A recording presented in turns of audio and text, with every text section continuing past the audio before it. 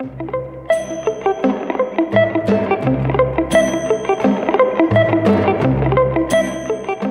by now, we've all had time to mourn Heidi Klum and Seal's failed 7-year marriage.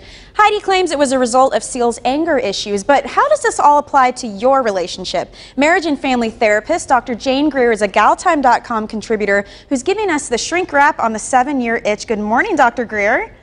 Good morning. It's such a pleasure to be here with everybody. Thanks for joining us. You know, 7 years, they seemed so happy, and a lot of people feel like if they can't make it, who can? But what can we learn from their mistakes?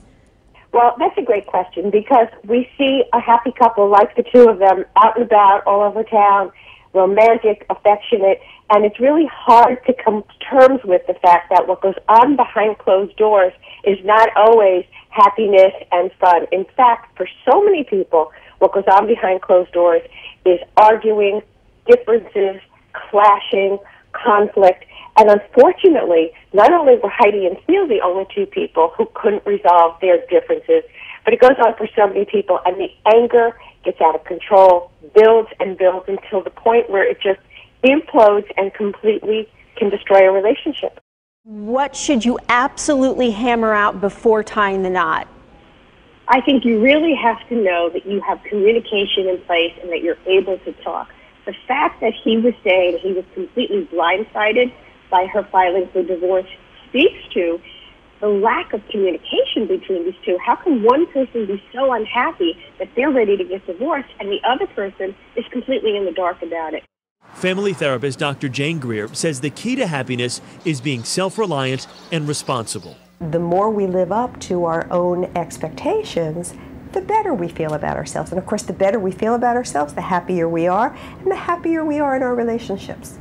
If somebody is the controller, if they are always setting the controls and the temperature being what they want without considering their partner, that's a relationship that's out of balance, and that it is eventually going to have to resolve all the anger and resentment that's going to go along with it. Dr. Jane Greer has been a relationship therapist for 25 years and says the loss of interest between men and women oftentimes isn't the pill at all. There's something else going on in the relationship that is creating distance and perhaps the turnoff that might be taking place sexually.